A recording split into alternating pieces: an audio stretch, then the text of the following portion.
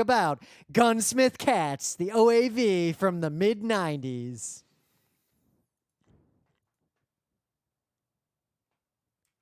All right. Gunsmith Cats. Stream looks good. Pause the preview view. All right, I guess I'll start with my not exciting opening bit. No, I got a few things. I'll save those. So my office is right by a place in New York that most people know, like if they live here or come here often, they know what this place is, but they don't know that it's called something. Pershing Square. That it's basically in the front of Grand Central Terminal, or Grand Central Station and Terminal together. There's a little viaduct that has a road on it because they made a road split around Grand Central. There's Well, a whole it's Park Avenue, so right? Because basically you go down Park Avenue, and to the left is, Madison Avenue, and to the right is Lexington Avenue. Yep. But Park Avenue can't go right through the middle of the train station, so it goes up, and then it splits in half and goes around Grand Central, right? And then in the back of Grand Central, there's these two ramps that turn and go down, and then you becomes Park Avenue again. Yep. And that Park Avenue is like a road that's has a big median in it to begin with, right? So it still has that big ass median on the other side. Yep, but under that little bridge, there's a restaurant. We went to it a long time ago. Yep, and I remember they had a really good chicken pot pie, and their breakfast is pathetic. It was really interesting because I would see the restaurant constantly because I went when I went to Grand Central constantly. Yep, if I was really just I don't want to deal with it, I would eat dinner there. It always had this sign in the front that was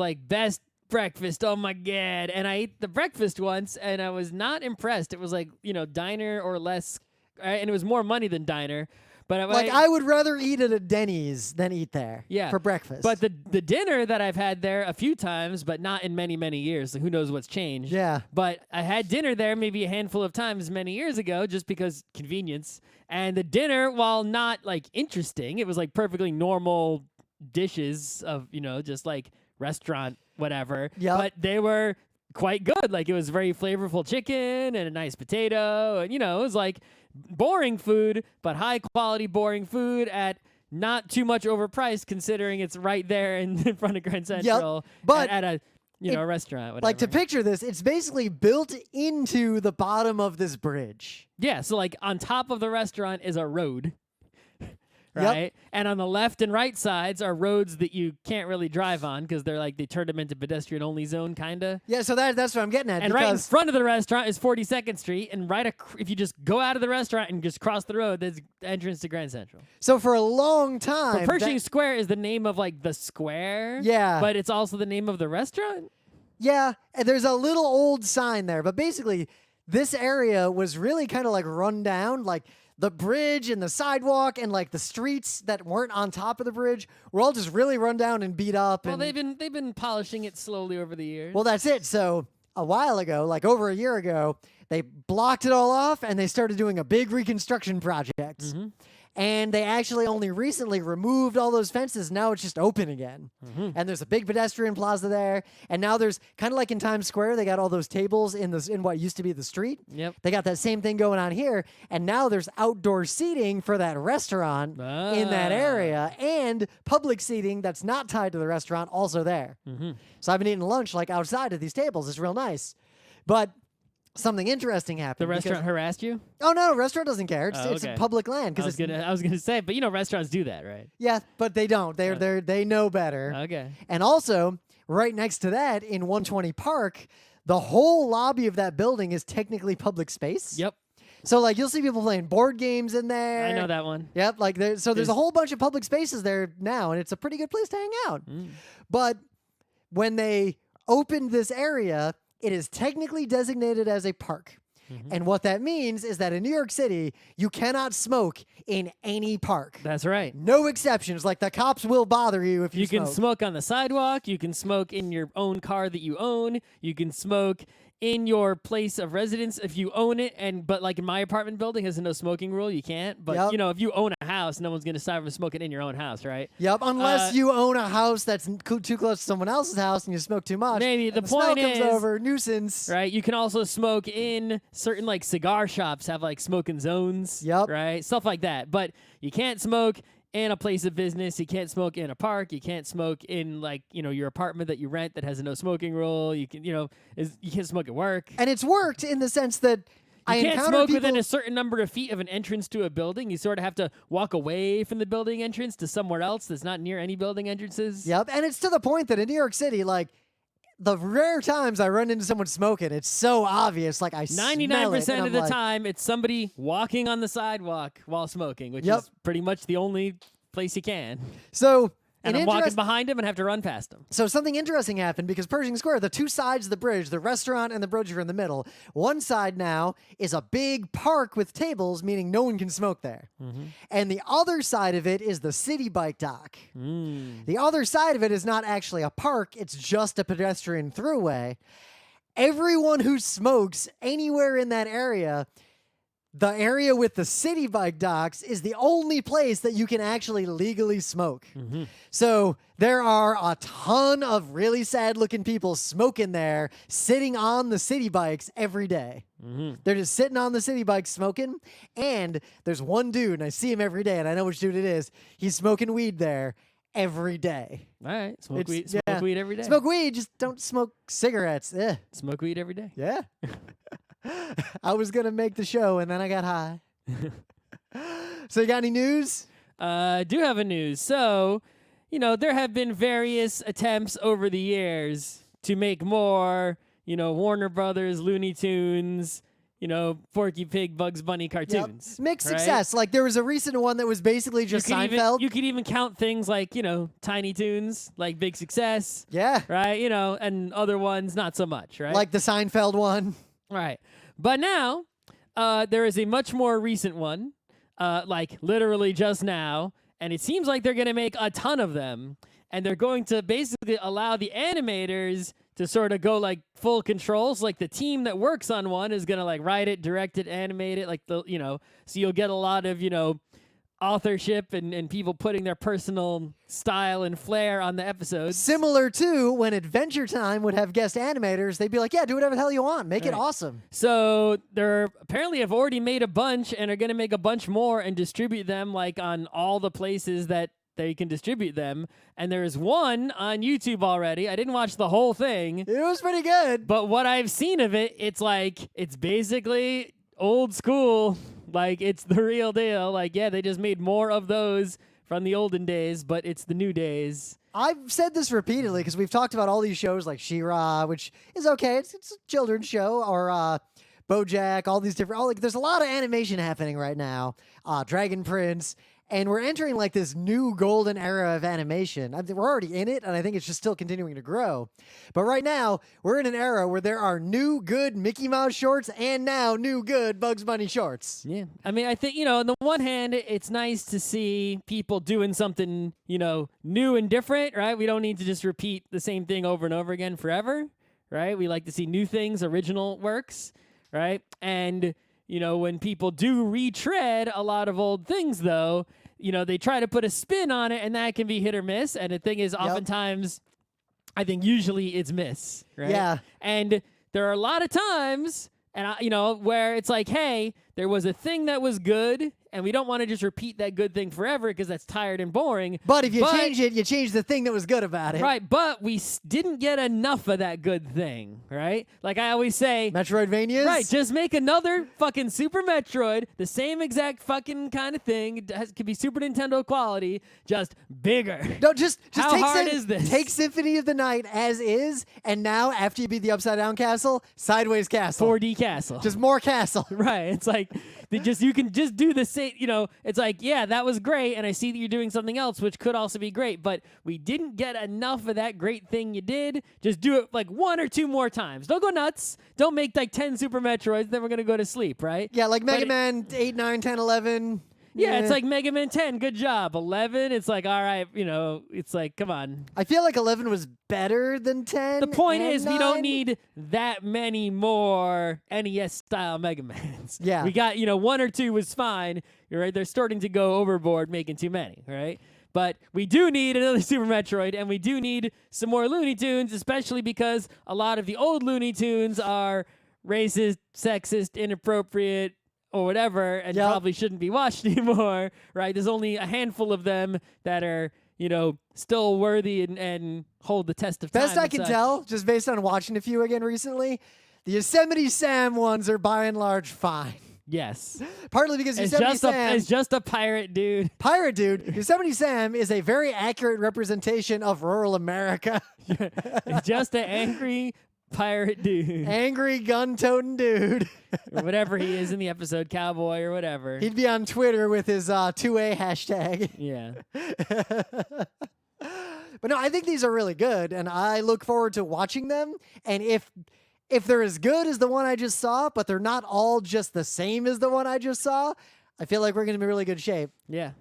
So, in some other news, Utena, there's going to be no more Utena. Like, we You know don't that. say. I mean, I that thought ship there was gonna, I sailed. thought there was gonna be more Utena manga. Wasn't There is going to be more Utena manga, but the manga is not why people care about Utena. Let's not pretend otherwise. That show is a triumph, and it stands alone and apart. But the musicals perennially come and go, and the musicals have started to up their game and escalate a little bit. So the current state of that is, one, if you don't know that there are Utena musicals, go to YouTube. And Well, there's you will, musicals for like all kinds of anime. Yeah, we've talked about this on GeekNights before. Tons like of it's them. a thing. Tons of them. But the Utena ones are pretty And interesting. they've had like a resurgence lately, or at least if it's not an actual resurgence, it's a resurgence of Americans, like getting reporting about which ones are happening. Yep, because like hardcore Utena fans were like obsessed with the old Utena. While we were at PAX, the Sailor Moon musical was like sold out in New York City. I would have Yeah. gone to see it otherwise. I remember as a kid, I pirated all of the Sailor Moon music, including all the songs from the musicals. And I remember being really excited about that because I couldn't actually get video of the musicals. Like, that was really hard to pirate back in the 90s. I have seen it being played at anime cons in the 2000s. Yeah. Like you go into a showing room and they're like, oh, they're showing the musicals. Yep. Where And they- but where- I think to your point, what's happening now partly is that American anime fans are starting to find out that these exist. And I feel like the fandom of them is starting to grow, but it's still very niche. So if you're a fan of Utena, the big news is that they're bringing it now, because the Utena musicals tended to only cover basically season 1. They're doing Black Rose. And right now they're releasing like the teasers and what the character is going to look like. And I'll admit I don't actually particularly like the Utena musicals. I haven't actually seen any. I haven't seen too much of any anime musical because I haven't had access or like put the effort in to get translated. But also part of the ones. problem is generally watching a musical on a screen tends to not be a great experience for a lot of reasons. Yeah, I mean- but I hope that we can get some translated ones. But yeah, none of the ones that I have seen have been like things that I want to spend a lot of time on. Yep. So the Black Rose arc Utena musical will be in Tokyo early July. And they've announced some of the cast members, and there's a bunch of stuff going on. So we'll see. I'm just going to keep an eye on this, and at some point, maybe I will watch a not great quality video of this musical and talk about it. And some news that is only adjacent to the anime world, but I think we need to talk about it a little bit. As you are probably aware, that guy Vic, who is a voice actor for a bunch of stuff, Why do we keep talking about him? Why are we talking about good people? because they're all just continuing to do good stuff. Like Monica Real's just like she's being cast for more anime and doing stuff. But the news is basically Nothing interesting to say about good people. yeah, it's not just that Vic is probably a creep. A large number of people have made allegations about his creepy, harassing. Every interaction and time that I have seen him in my life, I got a negative aura Yep. feeling. I cannot say that I have witnessed him harass anyone, but I can say I that have not witnessed him or have any specific memory of witnessing him doing something specifically bad. I but can say- he was just a distasteful person to be around. I did not. I was I not can a fan say of him at any time. that while he was very nice to me directly and all the times I interacted with him, he was an absolute prick to the rest of my staff. And I will leave it at that. So the news was not just that this whole nonsense is going on, but that there's a huge brigade of internet shitlords who have decided that he is their Elon Musk and they are going around harassing people. Why who can't I speak be ill of him. someone's Elon Musk? Yeah, do you want an army of shitlords on the internet to do your bidding? Yeah, I would send them to attack the other armies of shitlords. That's like the toner wars in Diamond I'd be Age. like, all right, guys, here's what we're gonna do. You're gonna find every single person who's, doxing people, in order to defend Vic. But Scott, and who dox doxes the doxers? That's right, and dox each and every one of them, and send 10 pizzas to all their houses. So the crazy part of this is that either Vic is stupid or gullible, because he actually did sue like the people who are making allegations against him and Funimation. Because his career is basically over. The only conventions that are He inviting can just him do something else. It's not like he's not criminally charged with anything. He's not going to jail. He just lost his job. So go get a different job, bro. yeah, like being an anime voice If for actor some B-lister. reason, if for some reason I was kicked out of the tech industry because I don't know, everyone stopped using the technology that I know and I didn't want to learn anything, I just go do something else. Yeah, I think the problem is his If career there were is- jobs left to do, I would do them, even if I had to work some shitty job. his career seems to be based primarily on the shakings you can get from the pockets of the nerds who adore him at conventions. Right. Also, there are plenty of industries where things are still really bad and no one gives a shit about sexual harassment.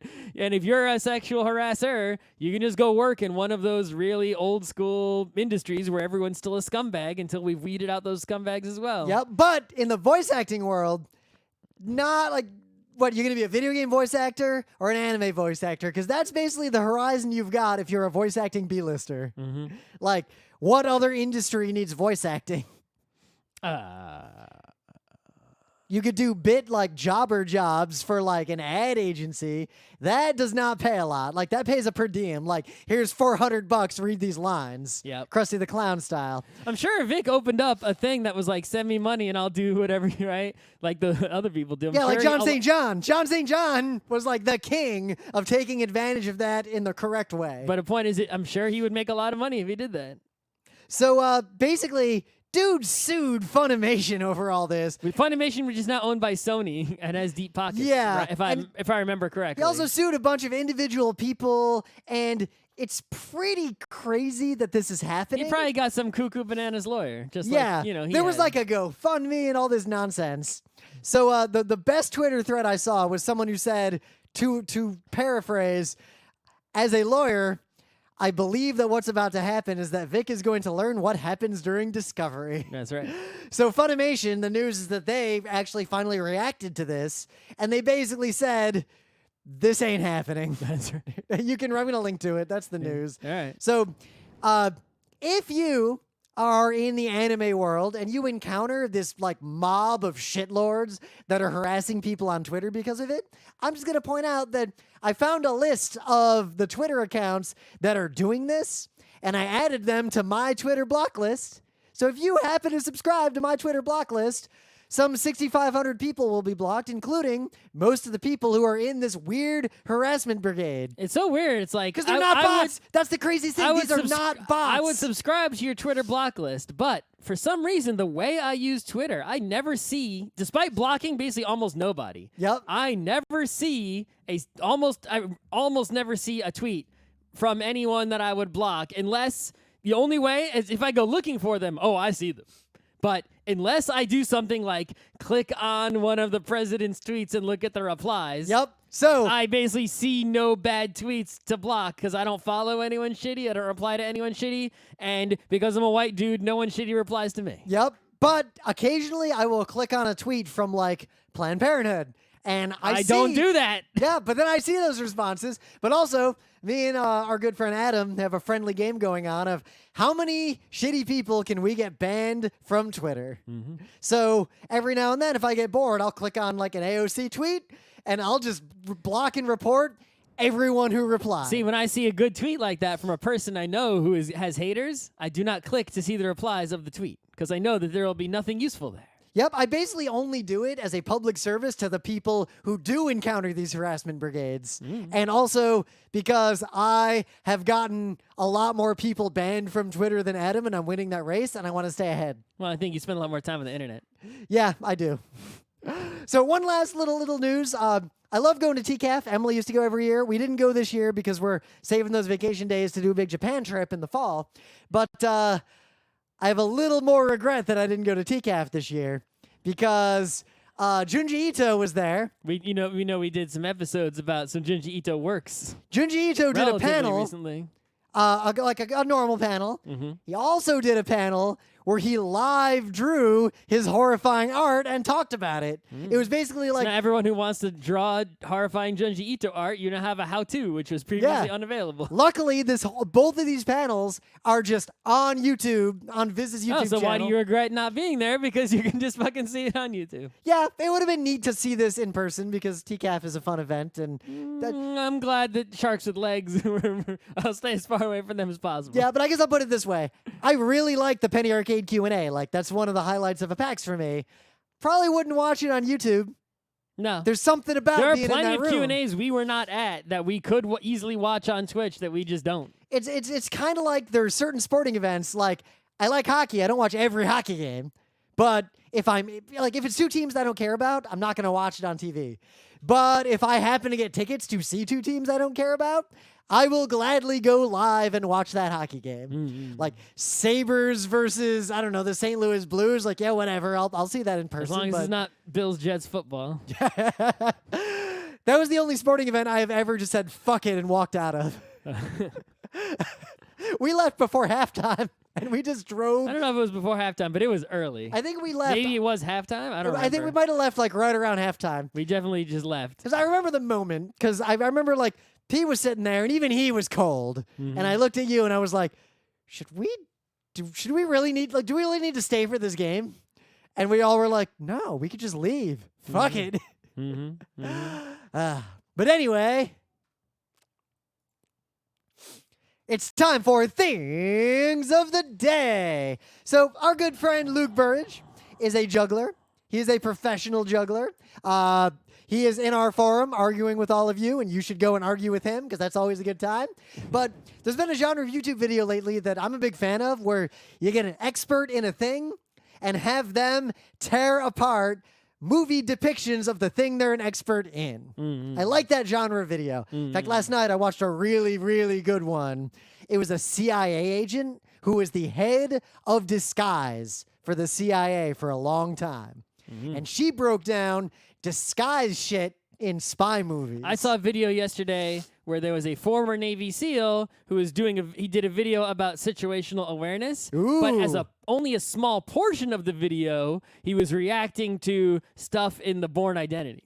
Ooh, It yeah. wasn't the whole video wasn't like react to movie. It was just a small portion of the video. Actually, I saw a similar one. It was these FBI agents, and they were like, here's the reality of trying to read someone's body language. Mm-hmm. And it was really in depth because he was most of the things you think of, like, oh, people tend to touch their like none of that. It's all bullshit. Yeah. But he talked about very specific things and what they mean and how you can use them to like tell a Oh, story. that guy rubbed his hands together. His hands must be cold. Yep. But there was one specific example of people who are confident in what they're saying or unafraid of answering a question. If they bring their hands together, tend to do the Mr. Burns thing or just like clasp their hands. People who are nervous tend to interlock their fingers and rub them. And there is some evidence about that's like a self-soothing thing that humans and monkeys both do. Mm-hmm. And that was very specific. Well, do they knowing this? Then do they play the poison cup game of clasping fingers and confidently saying lies? Yeah, he only talked about how to spot other people and like and also he talked a lot about how that information is not 100% and how it's just one tool in your toolkit to figure out if someone's lying to you. But I think I can tell if someone's lying. Yeah. Is their name Rim? I rarely lie. There's a lie right there. First one. So our friend Luke does this for juggling in movies, and I learned a lot watching this video. This is actually really good. The only thing I will warn you about is that he pronounces David Bowie's name in a very brightish way. That's all I'm going to say about that. So what do you got? So, there is this cat. It is a fictional cat, but it is a cute cat. It is named Pusheen. And Pusheen is doing a lot more action lately. Like, you think, it's like, Pusheen sort of had their day, but no. Pusheen's popularity seems to only be increasing the activities of the Pusheen Corporation, As opposed to which I believe is in Chicago. The As Pusheen opposed to a Corporation? viral video that suddenly gets famous, Pusheen is this long, slow, and steady smolder that just grows and grows and grows like a snowball the rolling Pusheen down a mountain. website was recently completely redone by our friends Joe and Conrad, who have been on this podcast. I believe that they made the new official Pusheen website, but that was like some months ago already. Just like yesterday or the day before, Pusheen the Cat opened its official YouTube channel, and it is not just like new YouTube channel, one video. It's new YouTube channel, a lot of videos with more coming. Yep. So if you don't want to follow Pusheen on like Instagram or Twitter or whatever, you can follow Pusheen on YouTube. And there's the stuff that Pusheen has on YouTube is basically YouTube version of right, which is I guess better in some ways. It has audio and more animation. So, in the meta moment, the book club book that we are going to talk about for the next Thursday show, Troy Denning's Pages of Pain, an officially licensed Dungeons and Dragons Planescape novel. From 1990 something, maybe even 80 something. I don't fucking know. I'm really interested to this was the 90s. This was like 96. It feels like 90s. Yeah. I'm really interested to do this show because the difference between you and I, because we both went into it knowing, this is a D&D book. Mm-hmm. I had read it once before, but my memory was it's the best of them. I think it's the only, maybe the only. I think no, it's the only one. It's the only one you should even consider reading. Well, I would say it's the only D&D book I ever read, but that's actually not true. Uh-oh. I had I don't know if it was D&D, but it was TSR. It was a TSR Choose Your Own Adventure book. Which where I know. A guy gets into a mech suit and is the president. I don't know which one that is. I might still have it. I don't know. Because there's a bunch of those kinds of things. Anyway, but I'm really curious because the only difference between you and I reading this book is that I know a lot about the Planescape setting, or at least I knew a lot about the Planescape setting as it existed in the 90s. I know about Planescape from playing Planescape Torment once, but sort of cheating and not paying too much attention. No. And also absorbing being around nerds who talked about Planescape a lot. Yep. But that's it. I never read a Planescape. You knew the source Lady of book. Pain was the sword head lady. Yes, I never read a Planescape source book or anything like that. Yep. So the cool thing is you now know. We played one of the forum games we played was technically a Planescape game? Yeah. Maybe. That was the one where I was the little dragon guy. Was that the Mind Flayer? Yeah, you were the Mind Flayer. Okay. That was it. That was a Planescape game. All right. There you go. Yeah, that was my Planescape experience. Yeah, Planescape. All right. I've always wanted to play Planescape games, but my group in high school was much more invested. Forgotten Realms. Forgotten Realms. Forgotten Realms is just one realm. Yeah, Forgotten Realms is just one realm. You're also in Planescape, right? Well, yes, everything's in Planescape. That's right. Except Ravenloft has started off in its own thing. Uh-huh. And Dark Sun is also cut off from the multiverse for its own reasons. Uh-huh. And Well, Al-Qadim... let's just make a heretical D&D game where you go there anyway. No, you're not allowed to. Stop me. Gary Gygax will come back from the dead and get you. Let's do it. We want to resurrect him. Yeah. We could use We'll this. be like, dudes, we just played a D&D game, and we opened a portal from Sigil to... it's pronounced Sigil. Whatever, to Ravenloft, and we mispronounced Sigil, and that got Gary Gygax so mad that he came back from the dead. Check out the zombie Gary Gygax. He's running our game now to prevent us from doing these heretical things and making sure our pronunciation Oh, is what correct. are the not hobbits, the Dragonlance ones? Halflings? No. I don't know. Kender. It's the... We'll have a game. I have heard that word where there was before. that. So Kender are basically... They're That- only that in is Dragon... a word I have heard. So Dragonlance are also technically a D&D setting, but that's even worse. But I don't think that's in the modern cosmology of Planescape. Anyway. But they had their own version of halflings that were 100 times more annoying, and they're best not spoken of. We'll have both Kender and halflings. And you know what? We'll even have some gnomes and some quarterlings in this game. And hobbits. Hobbits is... All right, you want to get into this? We got any other meta? We got no cons till PAX. PAX ain't sold out yet, but Friday is going to sell out pretty soon, I think. Well, Saturday's sold out. Sunday's almost sold out. The full weekend pass. It's PAX West in Seattle, by the way, on Labor Day weekend. Yep, as opposed to the problem is with PAXs is that they keep moving and moving to the point that they're all clustered like one after the other. So basically, we Well, don't get basically not in the summer, right? So as soon as you get through with summer, it's like Labor Day, PAX. Then you got Unplugged in Australia. October, PAX Aus. November, PAX Unplugged. Like late December, like early January, PAX South, and then right away, like late February, early March, maybe April, PAX East, and then summer. Yep.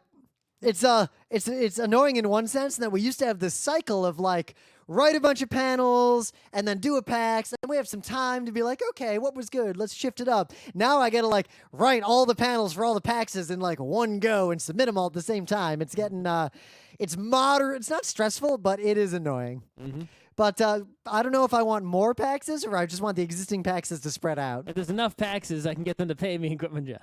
If there was one PAX a month, I think I could turn that into a living. Yeah. So, Gunsmith Cats. All right, so way back at the RIT Anime Club, right? And like one of the first showings we went to was this anime. This was before we ran the RIT Anime Club. That was the last time I saw this, before yesterday. Yep. And so that was like, what, 20 years ago? Yeah, this OAV came out in like 96, so I was a freshman in high school. Mm-hmm. So I didn't see it until the year 2000 when we went to RIT. Right.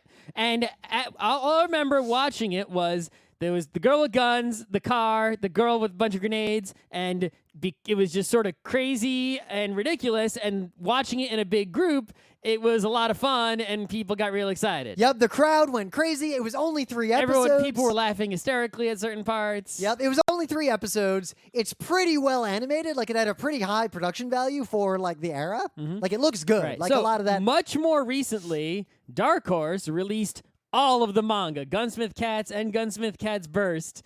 And I bought it all and read it all. I don't know if I kept any of it. I may or may not. If I do have it, it's on one of my back shelves, hiding behind other manga. Yep, I never actually read the manga, but and you know what? Even though I read absolutely all of it, I remember almost none of it. Basically, yeah, it was not memorable in any way. I remember the OAV more of it than I expected, because what I remembered before we watched it again was in the first episode, she does a cool ricochet thing with a shotgun. Mm-hmm. In the second episode, that Russian Spetsnaz lady fucking murders everybody. Mm-hmm. And she has a gun knife, which is a real thing. Yep. And the third episode is a little spooky, and it gets a little dire toward the end, and people die. Yep.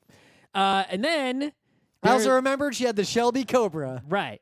So there's this related thing called like Riding Bean, which is a character Bean Bandit who is in the manga and is not in this anime, but he has his own spin-off anime, which is just a movie called Riding Bean. I have not seen Riding Bean since I was in high school. I watched the Riding Bean anime VHS from the RIT Anime Club. I took it out of the library and I watched it once and then I returned it. I want to say I rented it from Blockbuster. I don't remember much of it. Pretty sure I got it from Blockbuster Video. But yeah, all of these things were made by a man named Kenichi Sonoda. So what you have to know about this guy is this is a guy. This is a Japanese dude, right? Who I don't know how significant he is in Japan, right? Because it seems like his Wikipedia article is not long. It seems like he had his day in Japan where he was big and like his manga was big enough to be animated, right, into movies and OAVs.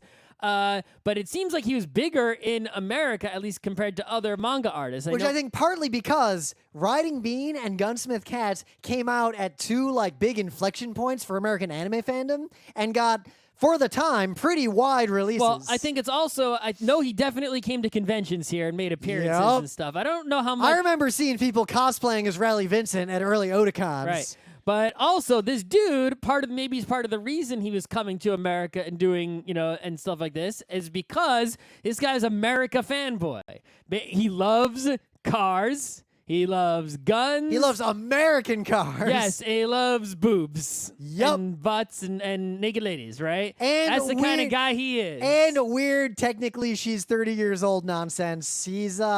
He's a problematic figure. So if you look at the manga and the anime, like the guns are so perfectly illustrated down to the tiniest detail, modeled after real guns. Yep. The Shelby Cobra is drawn in like ridiculously higher resolution and fidelity. But than unlike Initial D, the the characters are characters. also drawn well. Right. Well, the characters are drawn well, but still much less than the car. Yeah. And it seems like most of the work he's had in the anime industry, other than the things he's worked on that were his original works, were basically character design for other things. He hasn't, done a lot of original stuff. Also, it seems like he hasn't done anything at all in a large number of years. So, I know what and he's up according to. to Wikipedia, he's working at his family's candy store. Yep. By adding lemon peels to his family's existing candies and providing his own Bishoujo illustrations for the packaging, he's up to his same bullshit. Right, but it's like the point is it's like it was a guy who had his what a moment Wikipedia- in the sun and went away. What a Wikipedia article. His personal life section says, and I quote, Sonoda is a self-confessed gun fanatic owning several replica guns. Right, because you can't have real ones in Japan, right? Yeah. But that is a sentence for a Wikipedia article. I think he he's worked on, also like, Golf done- Wars yeah. and bubblegum I stuff. don't know if this is true, but I get because there was also another guy who did this. I forget his name.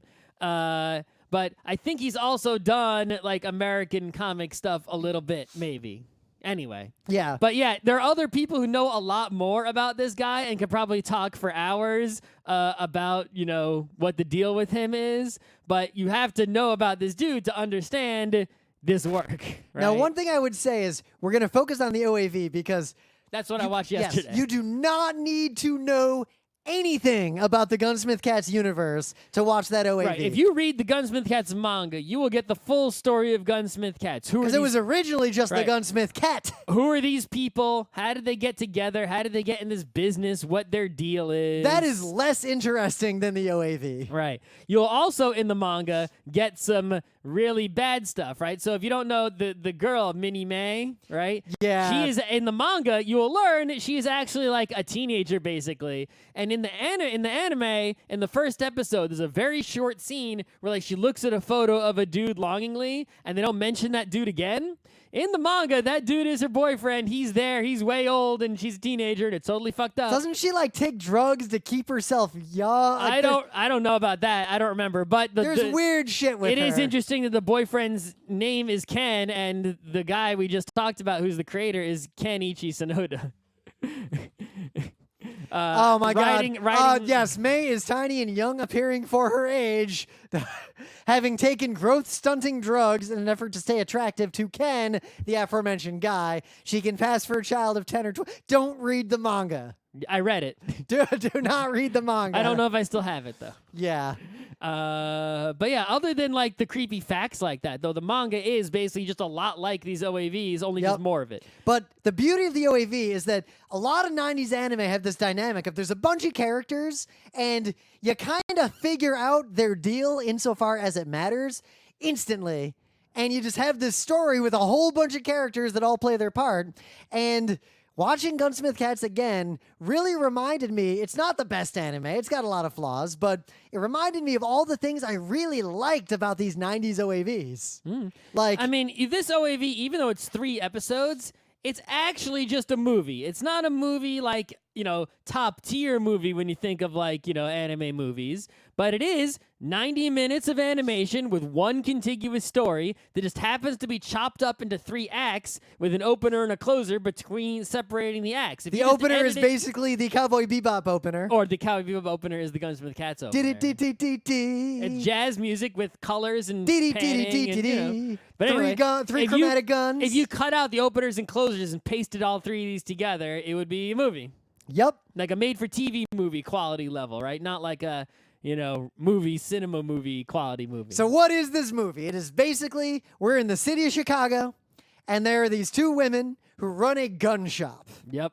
They're also bounty hunters. Yes, they are bounty hunters. They run a gun shop.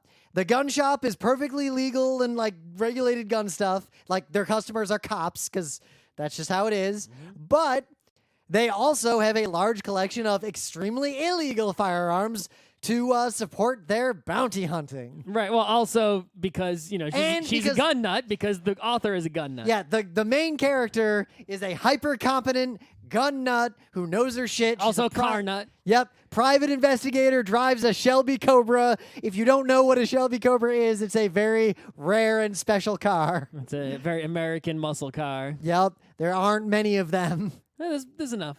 It's not ultra rare. Yeah, but it's pretty rare. I mean, there's if a you lot got of money, you can get one. there are a lot of adjacent cars, but the Cobra was a rare one. Mm-hmm. Anyway, her partner is basically an explosives expert. In the same vein as movies like Predator, you have the team, and there's always the one on the team Well, who's it's the like explosives Team expert. Fortress. You got Gun Person and Demo Man. Yep. You see a gun and Demo Man. So like the running gag will be there'll be a tense scene and Riley has a pistol or something and like gunfights and Minnie Mae will just fucking blow up the building. She usually uses flashbangs and smoke grenades and is super clumsy with them and only uses Not clumsy, careless. Yes, but the explosives are usually reserved for traps when they're far away from them, right? Yeah. She's throwing usually flashbangs and smoke. A lot of the jokes, like the throwaway gags, come down to Riley's got a gun and she's like looking down a stairway, and then Minnie Mae kind of slides up behind her, just holding a fistful of grenades. Yep, that's when the anime club got excited. Yep. And then you get the long distance shot. You see the house like way in the background. You just hear a pop, and then smoke comes out the window. Yep. That kind of stuff. So the But yeah, movie, these 3 episodes are, they're not telling you any of the plot of the characters. There's no real character development or anything that happens here. They're assuming that you already read the manga, or you don't have to have, right? But they don't bother introducing the characters very much, although you'll get it right away. Yep. It's just a side story. I don't believe this story was in the manga at all. It's like a complete side story. The same, sort of like a Cowboy Bebop movie, right? It's just like a side story. Doesn't interfere, right? You could insert it pretty much anywhere into the main plot. It's like he's a bad guy. Here's the story of them, dealing with the bad guy, the ATF agent, the cops, the Russian, the whole situation, right? And then resolving it over the course of 90 minutes. Then the end, back to status quo. And it has a pretty good progression. Like the 3 acts work pretty well. Like Act 1 is basically the somewhat silly plot where they get roped into some hijinks and the cops sort of extort them into helping the cops with this dangerous investigation. Yep. And it's mostly funny. And then Act 2 is like, oh, there's something bigger going on. This Russian, like, former Spetsnaz Right, they person. thought they took care of it in episode 1, but no, episode 2, actually, this is a much bigger deal, and you don't want to be involved, but now you sort of are being forced to, and a big shootout thing happens. Yep, it's big shootout and a little bit of a I'm too old for this shit. Yep. And then Act 3 is, no, this is dire and people are going to die. Right, that crazy Russian person who you shot at and is upset and is now coming after you, and also the big boss has been revealed. Yep. The end, episode 3. And it holds up pretty well. Like, if you're an anime fan, it's worth watching. It's just on YouTube. Like, you could just go watch it right now. Well, it's dubbed on or YouTube. subbed. It's on YouTube illegally. Yeah.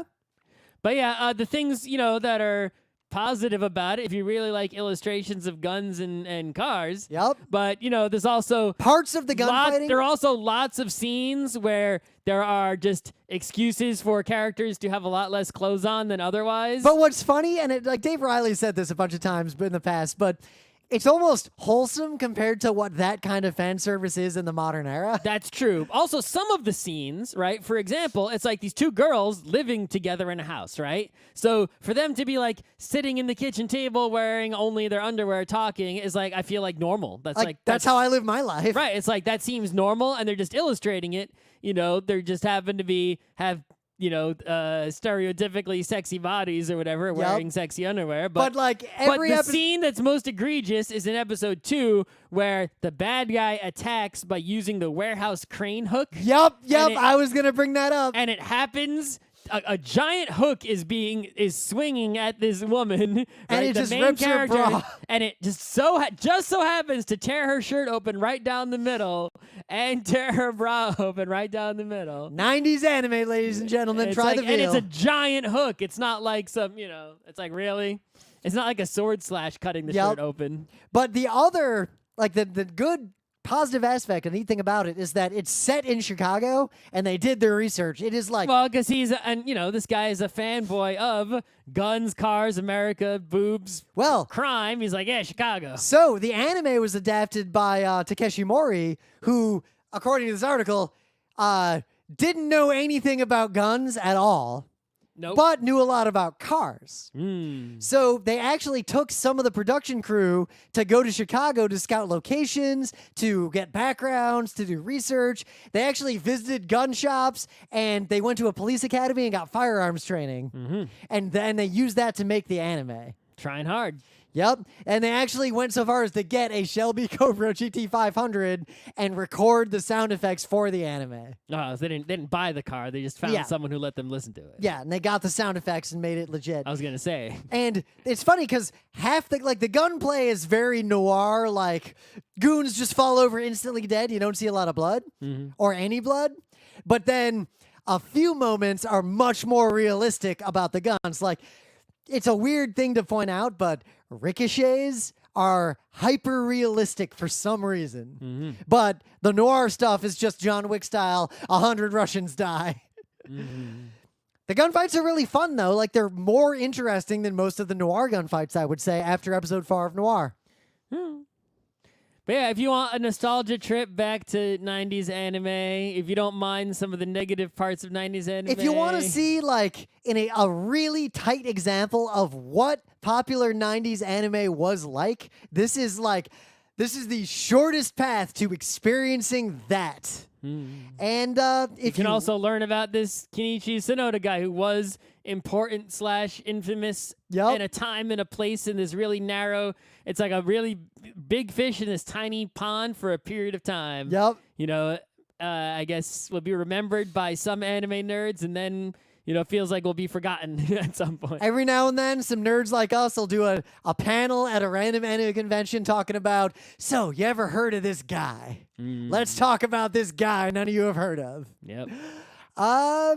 But I now kind of have this itch I need to scratch. I kind of want to watch, like, Bubblegum Crisis again. Well, he and, did like, character design for that, right? Yeah. Yeah. But, like, that 90s anime, like, I'm starting to feel it again. Bubblegum Crisis, I think, is much better than this. Yeah, but Bubblegum Crisis is also not great. No, I just say it's better than this. Yep. That doesn't mean it's great. The only real important part about Bubblegum Crisis is that the 80 police suck. Yeah. All right, I think we're done. I'm going to record the